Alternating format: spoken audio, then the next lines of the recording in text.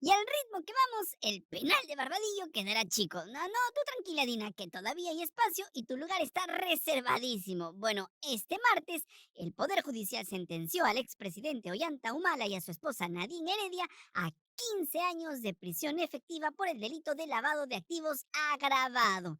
La condena fue dictada por el tercer juzgado colegiado de la Corte Superior Nacional, presidido por la jueza Naiko Coronado, tras un juicio que se extendió por más de 3 años, porque como todos sabemos, la justicia peruana se toma su tiempo entre siestas, recesos y coordinaciones en el backstage. La sentencia se basó en la conclusión de que Humala y Heredia recibieron aportes ilícitos para financiar las campañas presidenciales de 2006 y 2011. En el año 2006 se determinó que obtuvieron $600.000 del gobierno venezolano de Hugo Chávez, mientras que en el 2011 recibieron $3 millones super bailables de las constructoras brasileñas Odebrecht y OAS. Estos fondos no fueron declarados y se utilizaron para fines políticos, constituyendo un acto de lavado de activos según el juzgado. Durante el juicio se presentaron testimonios que indicaron que Nadine Heredia acudía a la Embajada de Venezuela para recibir dinero en efectivo transportado en maletas o mochilas. Además, se evidenció que Heredia firmó contratos ficticios con la empresa Apoyo Total para justificar ingresos irregulares. El tribunal también señaló que, aunque en Brasil se anularon procesos contra algunos implicados, ello no elimina la ilicitud del dinero recibido por el Partido Nacionalista. Ojo, el tercer integrante de la sala, el juez cusqueño Max Bengoa, emitió un fallo en minoría y consideró que en el caso de Humala y Heredia no se ha podido determinar que haya existido lavado de activos. Además de la expareja presidencial, otras personas fueron condenadas en el mismo caso. Ilan Heredia, hermano de Nadine, recibió una condena de 12 años de prisión por su participación en la legitimación de dinero ilícito. Mario Torres Aliaga fue sentenciado a 8 años de prisión efectiva. Antonia Alarcón Cubas, madre de Nadine Heredia, Rocío Calderón Binatea y Eladio Mego Guevara fueron condenados a 5 años de prisión con pena suspendida por 4 años bajo reglas de conducta.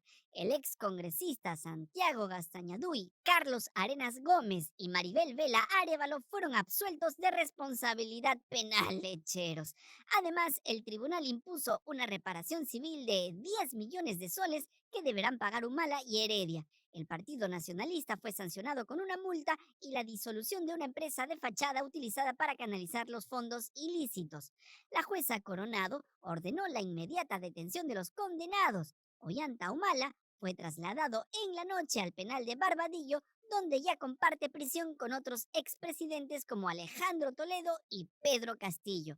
La sentencia contra los esposos Humala Heredia marca un hito en la lucha contra la corrupción en el Perú, siendo la primera vez que se condena a un expresidente por lavado de activos relacionado con financiamiento ilegal de campañas electorales. Humala se convierte en el tercer exmandatario peruano en ser encarcelado por corrupción, junto con Alejandro Toledo y el dictador Alberto Fujimori, quien también fue un violador de derechos humanos. Todo un récord histórico que, para bien o para mal, es motivo de comentario en todo el mundo. Pero como todos sabemos, el Perú siempre es potencia en escándalos políticos, y cuando la condena de 15 años al expresidente y su esposa ya eran noticia nacional y mundial, y mientras tú te comías un churro junto a la Plaza de Armas o te quedabas atrapado en el maldito tráfico de Lima, Nadine Heredia llegaba a la Embajada de Brasil en Miraflores para pedir asilo diplomático. La puta madre, qué rico país por mi madre.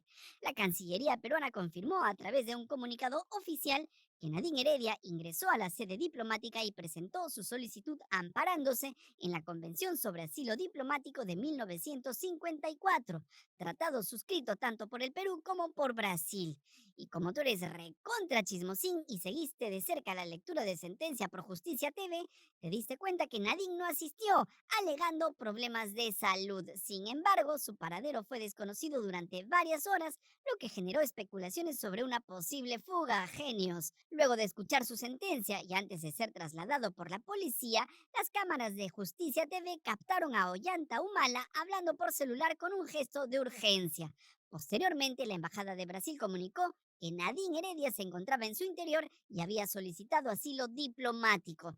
La Policía Nacional acudió a la sede diplomática para corroborar su presencia. El gobierno brasileño ahora deberá analizar la petición conforme a la Convención sobre Asilo Diplomático de 1954, lo que podría llevar días o semanas. Mientras tanto, las autoridades peruanas han emitido una orden de captura contra Heredia y mantienen comunicación con sus contrapartes brasileñas para abordar la situación. Una nota del portal Bloomberg informó que el presidente Lula da Silva probablemente le otorgará el asilo político a la ex primera dama peruana. Lo que no está claro es cuánto tiempo podría tomar a Brasil llegar a una decisión final. Pero Nadine no es la única ex primera dama que busca evitar la justicia de esta manera. Lilia Paredes, esposa de Pedro Castillo, está en condición de asilada en México, mientras que Elian Karp de Toledo se mudó a su tierra Israel, un país que no entrega a sus ciudadanos que son requeridos por la justicia de otros estados. El último político peruano que ingresó a una embajada para solicitar asilo político fue el expresidente Alan García.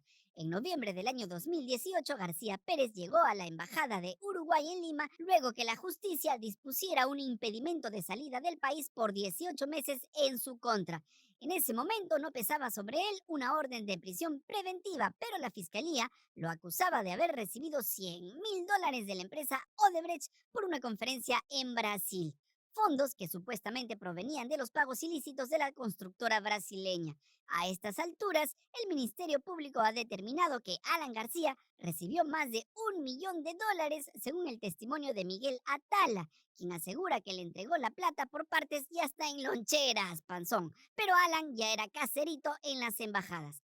En 1992, tras el golpe de Estado de Fujimori, obtuvo asilo en la Embajada de Colombia tras ser investigado por corrupción, refugiándose luego en Francia. Sin embargo, en 2018, Uruguay rechazó su solicitud argumentando un análisis exhaustivo del caso. El entonces presidente uruguayo Tabaré Vázquez anunció públicamente la decisión, descartando que se tratara de persecución política como alegaba García. ¿Dirá lo mismo Lula, quien también estuvo preso por el caso Lava Jato? Recordemos que Lula pasó 580 días en prisión y luego su condena fue anulada. Así pudo postular y ganar luego las elecciones. Pero volvamos a la condena que recibieron Ollanta Humala y Nadine Heredia. Te decíamos que la jueza Naiko Coronado destacó que en las campañas de 2006 y 2011 se identificó un modus operandi común, evidenciando una estructura sistemática de lavado de activos. Este criterio validó la tesis del Ministerio Público de que los aportes de campaña pueden constituir lavado de activos si provienen de fuentes ilegales y se ocultan mediante maniobras financieras como el pitufeo. Hola Keiko. Y claro, la sentencia podría tener un impacto directo en otros procesos similares como el que enfrenta a Keiko Fujimori, cabecilla de Fuerza Popular, por el denominado caso Cócteles. En 2017, ejecutivos de Odebrecht como Marcelito Odebrecht y Jorge Barata declararon que la compañía había realizado aportes no declarados a diversas campañas, incluida la de Keiko.